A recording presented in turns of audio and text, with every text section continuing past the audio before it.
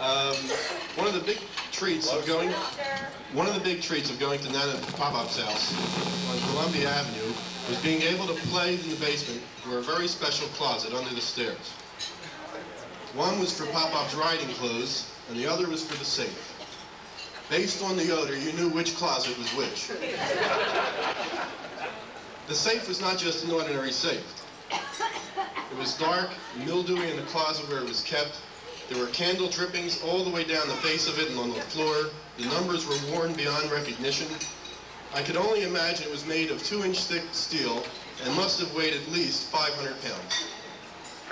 All the grandchildren wondered what was inside, and we tried our luck, but to no avail. For years and years, anytime we were at Nan and Poppop's house, we went into the basement to try to crack the safe. As the years passed, Nan decided it was time to move to an apartment. Against Poppop's better judgment, he agreed to the move. Because the apartment had less room than the house, not everything could go, but there was one thing for sure. Poppop's safe was going. Poppop would not trust just anyone with a safe, especially the movers. Because of our size, Alan and I were called upon to move the safe. We didn't have any idea how we were going to get the safe out from underneath the steps, let alone up the steps. The job, as it turned out, getting the safe out from underneath the steps was relatively easy. We never noticed after all those years it was on casters.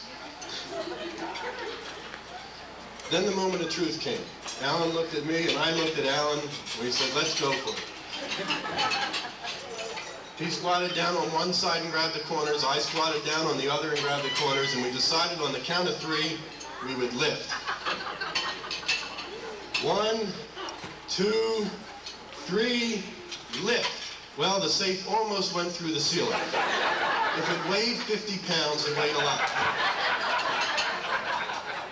Now the only reason the safe was hard to hold is we couldn't stop laughing. We were laughing so hard that tears were running down our face.